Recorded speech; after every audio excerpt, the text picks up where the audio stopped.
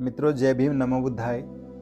बाबा साहब डॉक्टर आम्बेडकर द्वारा लिखित बुद्ध और उनका धम्म ग्रंथ वाचन की श्रृंखला में पिछले वीडियो में हमने सुना कि किस तरह से राजकुमार सिद्धार्थ शाक्य संघ में सम्मिलित होते हैं। बाद में शाक्य संघ के साथ उनके मतभेद होते हैं कोलियों से युद्ध की बात को लेकर। आइए उससे आगे क्या घटित होता है वो पढ़ते हैं इस धम्म ग्रंथ के 16वें अध्याय में। इस अध्याय की पहली पंक्ति में बाबा साहब डॉक्टर आम्बेडकर लिखते हैं कि दूसरे दिन सेनापति ने शाक्य संघ की एक और सभा बुलाई जिसका उद्देश्य था उसकी अनिवार्य सैनिक भर्ती की योजना पर विचार करना। जब संघ एकत्र हुआ तो उसने प्रस्ताव रखा कि उसे ये आज्ञा जारी करने की अनुमति दी जाए कि 20 और 50 वर्ष के बीच प्रत्येक शाक्य के लिए कोलियों के विरुद्ध लड़ने के निमित्त सेना में भर्ती होना अनिवार्य होगा। सभा में दोनों ही पक्ष उपस्थित थे, वे भी जिन्होंने संघ की पहली सभा में युद्ध घोषणा के पक्ष में मत दिया था, और वे लोग भी उपस्थित थे जिन्होंने युद्ध के प्रस्ताव के विरोध मत दिया था। जिन्होंने इस प्रस्ताव के पक्ष में मत दिया था उनके लिए सेनापति का प्रस्ताव स्वीकार करने में किसी भी प्रकार की कोई कठिनाई नहीं थी। ये उनके पूर्व निर्णय के अनुसार स्वाभाविक ही था। लेकिन जिस अल्पमत ने उक्त निर्णय के विरुद्ध मत दिया था उसके सामने बड़ी गंभीर समस्या थी। समस्या ये कि बहुमत के निर्णय के आगे झुका जाए अथवा नहीं। अल्पमत का या अल्पमत वालों का दृढ़ संकल्प था कि वे इस बहुमत के आगे नहीं झुकेंगे। यही कारण था कि उन्होंने उस सभा में उपस्थित रहने का निर्णय किया था, किंतु किसी में ये साहस नहीं था कि इस बात को खुलकर कह सके। कदाचित वे बहुमत का विरोध करने के परिणामों से बेहतर ढंग से परिचित थे। ये देखकर कि उनके समर्थक मौन बैठे हैं, राजकुमार सिद्धार्थ खड़े हुए और उन्होंने संघ को संबोधित करते हुए कहा, मित्रों, आप जो चाहें वो करें, आपके साथ बहुमत है। लेकिन मुझे खेद के साथ ये कहना पड़ रहा है कि मैं अनिवार्य सैनिक भर्ती का विरोध करूंगा।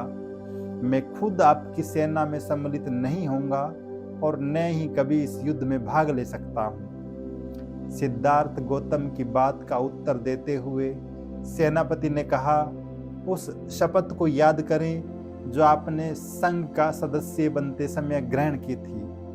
यदि आप उनमें से किसी एक बात का भी पालन नहीं करेंगे तो आप सार्वजनिक निंदा के भाजन बनेंगे।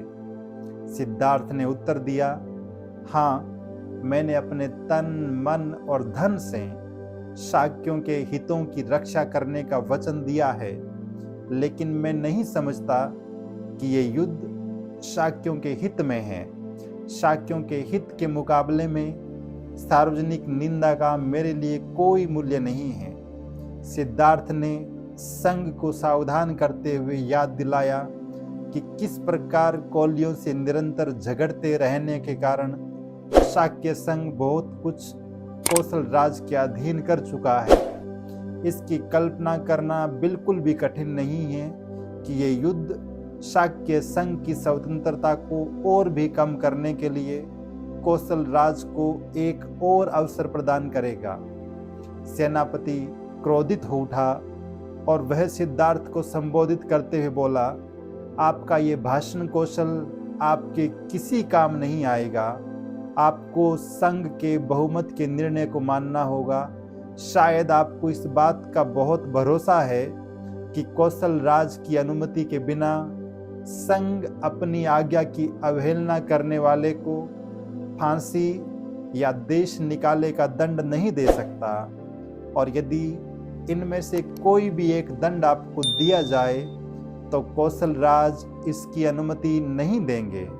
लेकिन याद रखें कि आपको दंड देने के लिए संघ के पास और भी तरीके हैं। संघ आपके परिवार के सामाजिक बहिष्कार की घोषणा कर सकता है और संघ आपके परिवार के खेतों को जब्त भी कर सकता है।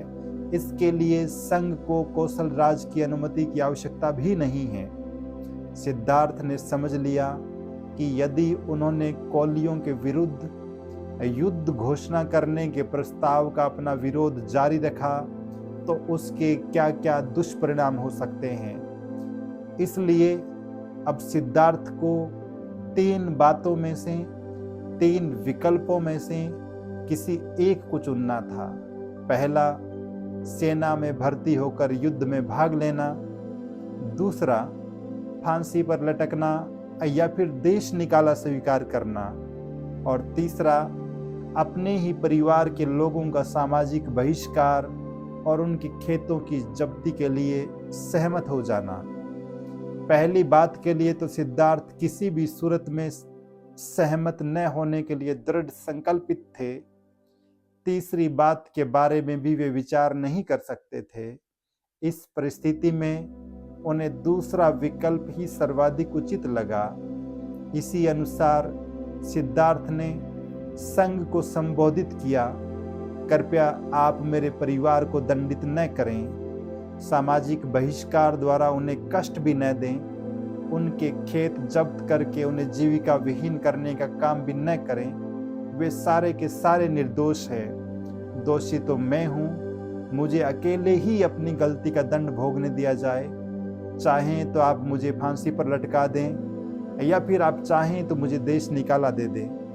मैं स्वेच्छा से इसे स्वीकार कर लूँगा और मैं वचन देता हूँ कि मैं इसकी अपील कौशल राज से भी बिल्कुल नहीं करूँगा। आज के इस वीडियो में इतना ही। ये वीडियो आपको कैसा लगा इस बारे में अपनी राय कमेंट बॉक्स में ज़रूर लिखें। यदि आप चैनल को पहली बार देख रहे हैं तो इसे सब्सक्राइब भी करें ताकि भविष्य में इस चैनल के माध्यम से धम्म से जुड़े हुए बहुत सारे वीडियो आप देख सकें। आप सबको बहुत बहुत साधुवाद।